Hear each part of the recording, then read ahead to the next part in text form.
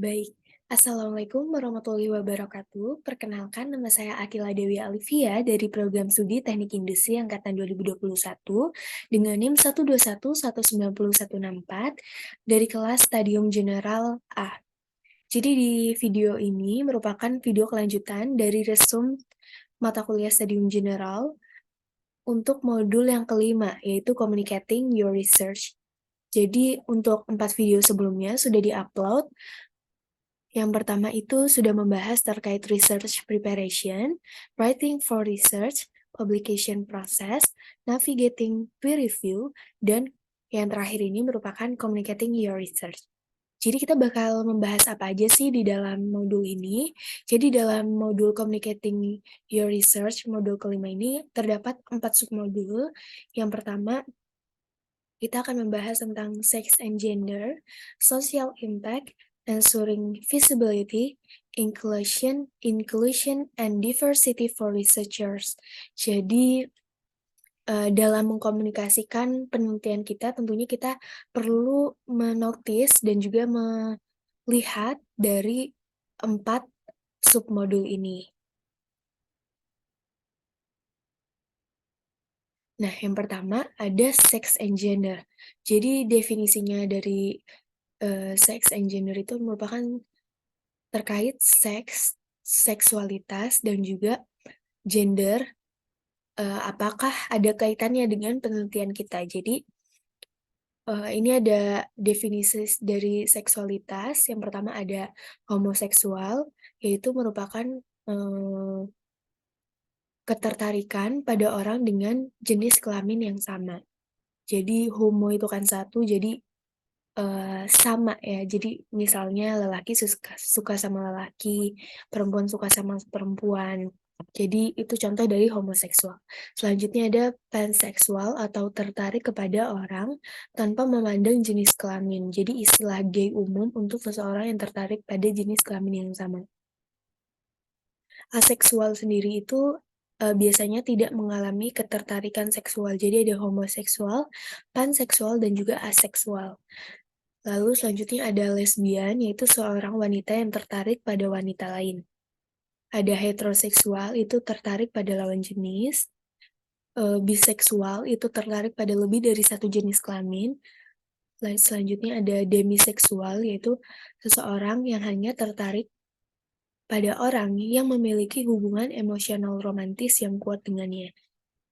Selanjutnya ada queer kompleks, menangkap semua frasa, jangan digunakan kecuali kita berada di komunitas atau yakin akan penggunanya. Jadi, kita harus yakin dulu nih, penggunanya itu seperti apa, baru kita, pokoknya jangan sembarangan dalam menentukan dari definisi seks dan gender yang akan dikaitkan dengan penelitian kita, kecuali kita sudah yakin dalam penggunaannya.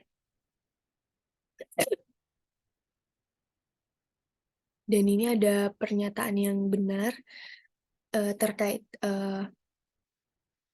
isu sex and gender. Yang pertama itu ada banyak jenis kelamin dan jenis gender ya. Jadi jenis kelamin itu dan seksualitas seseorang itu tidak harus saling terkait. Gender sendiri merupakan campuran konstruksi biologis dan sosial. Nah, jenis kelamin non-binder telah ada dalam banyak budaya untuk waktu yang sangat lama. Jadi sedari dulu itu jenis kelamin non-binder itu sudah ada. Tidak semua orang transgender itu ingin bertransisi. Jadi ternyata nih nggak semua orang transgender itu ternyata ingin dalam keinginan yang tepat itu. Mungkin setelah mereka bertransgender ada rasa ingin kembali ke gender semua gitu. Selanjutnya memahami dampak mitos dan stereotip terkait mitos dan stereotip pada seks dan gender. Jadi stereotip itu merupakan gagasan yang dipegang secara luas tentang kelompok tertentu orang yang generalisasi terlalu disederhanakan. Nah, ada juga prasangka. Prasangka sendiri merupakan pendapat, sikap, pikiran, dan perasaan yang terbentuk sebelumnya yang tidak dapat dibenarkan tentang seseorang, yang seringkali berasal dari percaya pada stereotip tentang kelompok tempat mereka berada gitu. Yang terakhir ada diskriminasi. Jadi diskriminasi sendiri merupakan tindakan atau, tindakan yang termasuk kegagalan untuk bertindak ya, berdasarkan prasangka. Lalu ada simbiosis dan disbiosis dalam sains. Jadi simbiosis itu apa sih? Dan disbiosis itu apa sih teman-teman? Jadi simbiosis sendiri merupakan hubungan yang saling menguntungkan antara kelompok yang berbeda. Ini merupakan simbiosis mutualisme ya. Dalam melakukan penelitian yang namanya berkolaborasi sendiri, kita memerlukan yang namanya simbiosis mutualisme. Tidak hanya kita memanfaatkan mereka, cuman dari kolaborator sendiri bisa memanfaatkan apa yang kita bisa berikan gitu kepada penelitian mereka.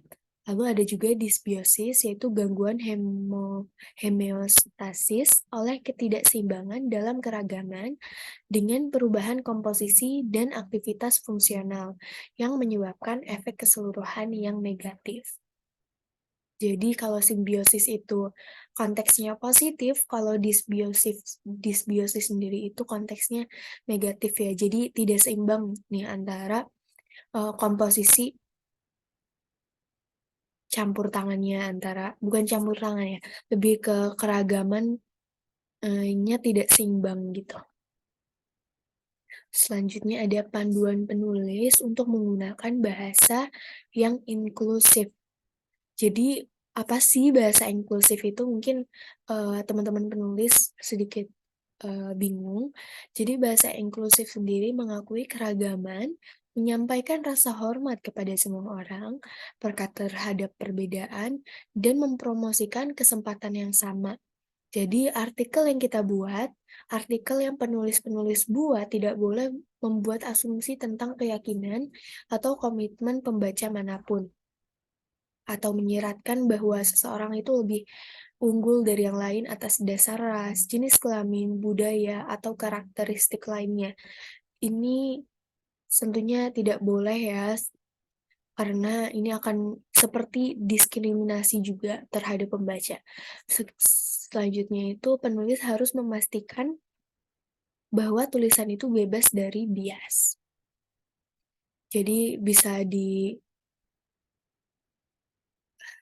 ya buat teman-teman, bahasa inklusif itu diperlukan banget untuk menghindari disbiosis dan juga diskriminasi itu sendiri, atau stereotip yang buruk dan prasangka yang buruk terkait naskah yang kita buat atau artikel yang kita buat. Lalu bagaimana nih caranya kita membangun empati dalam penelitian? Mungkin teman-teman bertanya, "Emang empati itu sendiri apa sih?" Sebenarnya nggak perlu dipertanyakan ya, karena empati itu ada dalam masing-masing pribadi, dalam manusia, dan sebagai peneliti ataupun pembaca pastinya memiliki rasa empati tersebut gitu. Tapi bagaimana kita caranya membangun empati tersebut gitu. Jadi empati empati tersebut itu merupakan kapasitas unik yang dimiliki manusia untuk merasakan pengalaman, kebutuhan, aspirasi, frustasi, kesedihan, kegembiraan, kecemasan, sakit hati, atau kelaparan orang lain seolah-olah itu adalah pengalaman kita sendiri. Jadi kita bisa merasakan perasaan yang dialami oleh orang lain, itu merupakan empati ya. Gimana caranya nih kita membuat pembaca itu merasakan apa yang kita rasakan dalam naskah tersebut, dalam naskah yang kita buat, dalam penelitian yang kita buat. Jadi, penelitian itu empatik dalam praktiknya. Mengapa ini penting? Jadi untuk memberikan kita kemampuan untuk melihat dan merasakan dunia dari sudut pandang orang lain. Lalu terkait dengan peningkatan pemikiran kritis, kreativitas, imajinasi, hingga motivasi bagi para pembaca ataupun viewers.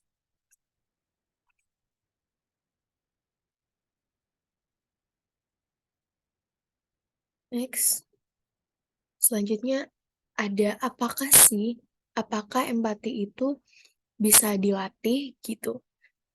Jawabannya adalah iya.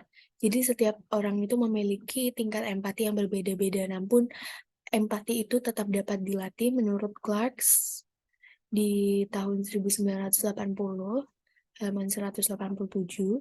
Jadi proses refleksif, misalnya diskusi, menulis, menggambar, yang memperluas perspektif kita itu dapat menghasilkan empati. Jadi cara kita melatih empati itu bagaimana? Itu caranya lebih banyak diskusi, lebih banyak menulis, dan juga menggambar. Nah, selanjutnya caranya menentukan pertanyaan untuk penelitian gitu. Cara menentukan pertanyaan-pertanyaan dalam penelitian itu bagaimana? Yang pertama, pertanyaan dalam penelitian itu harus jelas, fokus, ringkas, kompleks, dan dapat diperdebatkan.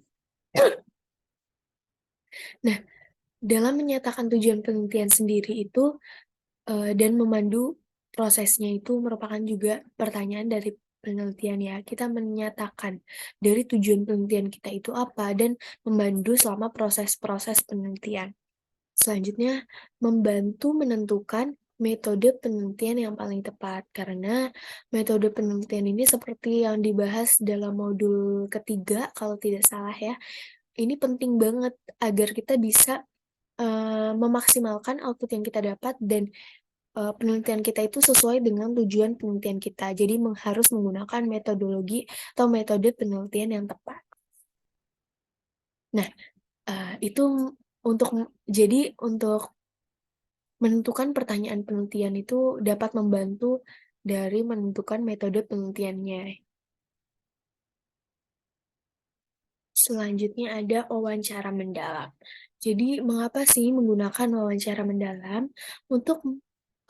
Jadi wawancara mendalam itu untuk memahami alur kerja, masalah, proses pengambilan keputusan, prioritas, motivasi, dan juga perasaan seseorang. Nah, wawancara mendalam itu menggunakan metode yang fleksibel, yaitu panjang, pengaturan, dan strategi analisis. Tentunya agar hasil-hasil yang didapat dalam wawancara tersebut itu mendalam dan, mencakup seluruh yang, sudah kita pertanyakan gitu ya. Selanjutnya, empati dalam penelitian itu dapat apa, akan mendapatkan apa. Jadi empati dalam penelitian itu dikembangkan melalui teknik kualitatif yang refleksif dan mendalam. Selanjutnya, menghasilkan pengetahuan yang mendalam untuk mengidentifikasi dan mengimplementasikan solusi yang berarti ataupun yang bermakna gitu ya. Solusinya tidak hanya menyelesaikan secara permasalahan itu saja, cuman secara menyeluruh gitu ya. Misalnya perangkat, intervensi, dan juga program. Selanjutnya meningkatkan kesadaran dan pemahaman dalam penelitian kita. Nah, caranya gimana sih untuk mempromosikan penelitian kita untuk dampak yang lebih maksimal? Jadi terdapat langkah-langkahnya.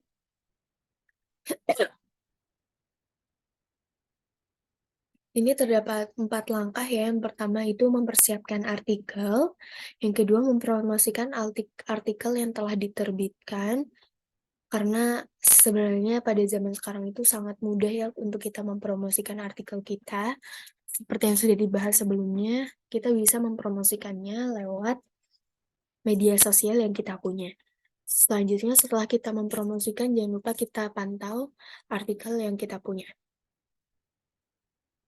Nah, selanjutnya setelah kita memastikan langkah-langkah penelitian yang ada 3 ini, selain mempersiapkan, mempromosikan, dan juga memantau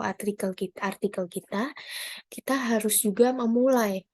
Karena untuk bisa mencapai titik memantau, kita harus mulai menulisnya dulu, artikel kita seperti apa gitu kan. Yang pertama kita luangkan waktu untuk membuat abstrak kesimpulan dan mencari referensi-referensi dan sumber yang relevan terkait penelitian kita. Yang kedua, berbagi data penelitian sesama peneliti yang penelitiannya itu relevan dengan penelitian kita. Lalu gunakan bagan yang mudah dipahami dan ilustrasi profesional. Selanjutnya, gunakan bahasa naskah yang jelas dan juga benar.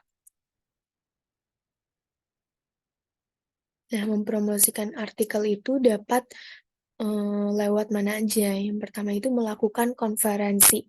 Jadi, siapkan network, terhubung daring, dan buat poster online gitu ya. Lalu ada hubungi media, bisa juga kita menyiapkan pernyataan penelitian singkat, hubungi departemen hubungan media lembaga kita, dan hubungi editor kita untuk mempromosikan editor artikel. Lalu berbagai tautan artikel itu kemana aja sih gitu kan? Yang ada 4 ya, media tautan artikel, ada LinkedIn, Twitter, LinkedIn, Twitter, Facebook, dan juga Mendeley. Jadi di LinkedIn sendiri itu bagikan tautan ke artikel kita terutama di grup yang relevan. Tambahkan gambar juga, tambahkan video atau slide audio, dan ubah posisi bagian publikasi untuk menarik viewer gitu ya. Viewers. Selanjutnya ada dari Twitter. Jadi selain berbagi di LinkedIn, kita bisa berbagi tautan artikel kita, mempromosikannya dari Twitter. Jadi ikuti peneliti lain lewat Twitter, akun Twitter peneliti lain, lalu posting secara teratur dan cepat menanggapi. Sering-sering juga untuk me-retweet dari peneliti lain, dari isu-isu ataupun news, kabar-kabar terbaru seputar penelitian, dan juga gunakan gambar. Selanjutnya, Facebook, kita bisa nih berbagi tautan artikel kita di Facebook, laman Facebook, karena Facebook merupakan jaringan sosial yang luas ya, banyak yang menggunakan juga. Yang pertama, membuat halaman penggemar. Ajak rekan penelitian, bagikan gambar, video, audio slide, bagikan juga tautan ke artikel kita, dan diskusi dan umpan balik. Nah, terakhir kita juga bisa membagi tautan artikel kita ke Mendeley. Jadi jaringan ini merupakan jaringan kerjasama ilmiah, manajer referensi yang gratis juga, dan pustaka yang dapat dicari sepenuhnya. Kutip saat kita menulis dan baca dan beri anotasi pada artikel kita. Tentunya ini bisa memperbanyak viewers ataupun pembaca untuk artikel kita jika kita mengutip lewat Mendeley, karena Mendeley itu merupakan aplikasi kutipan yang paling banyak digunakan oleh peneliti. Selanjutnya, penelitian yang dilakukan dengan atau oleh anggota masyarakat. Mengapa publik harus dilibatkan sih dalam penelitian? Jadi anggota masyarakat itu memberikan cara pandang yang berbeda, dipandu oleh pengalaman praktis, dan membantu memastikan bahwa penelitian ini untuk kepentingan terbaik pasien, pengasuh, penggunaan layanan kesehatan, dan juga publik. Jadi kan dalam konteksnya kita membuat penelitian itu untuk publik ya, ataupun untuk komunitas, untuk jaringan tertentu gitu. Jadi kita harus melibatkan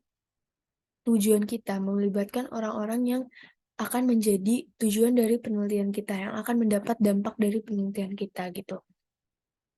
Publik sendiri merupakan setiap orang yang memiliki minat pada kesehatan dan perawatan sosial sebagai layanan publik.